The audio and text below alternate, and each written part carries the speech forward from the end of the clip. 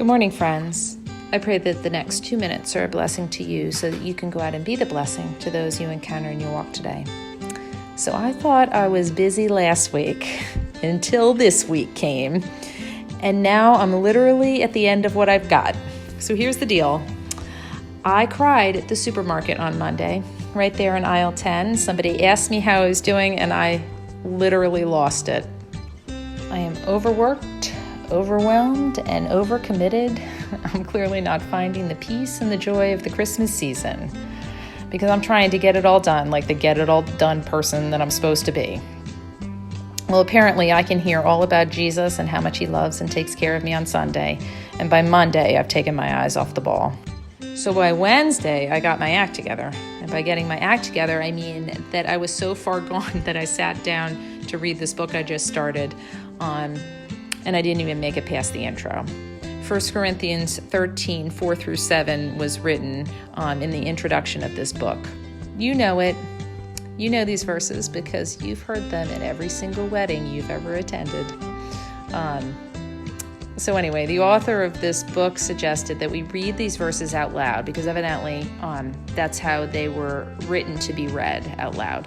But we read through it 2 times. The first time you're supposed to substitute your name every time you see the words love or it.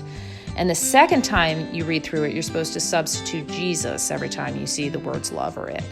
So this is a simple exercise, right? So I do this. I put in my name, and I couldn't get past the first phrase.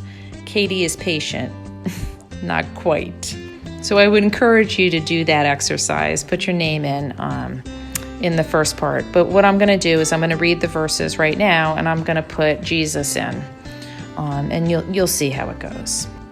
Jesus is patient. Jesus is kind. Jesus does not envy. Jesus does not boast. Jesus is not proud. Jesus does not dishonor others. Jesus is not self-seeking. Jesus is not easily angered. Jesus keeps no record of wrongs. I'm very thankful for that one. Jesus does not delight in evil, but rejoices with the truth. Jesus always protects, always trusts, always hopes, and always perseveres. So while I am not patient, sometimes I am not kind, and I definitely have a very bad habit of keeping a record of wrongs. I am very, very, very thankful that Jesus is not like me. But I do pray that Jesus would help make me more like him. I pray this for me and for everybody who listens as you go out today and be the blessing. Until next time, Katie.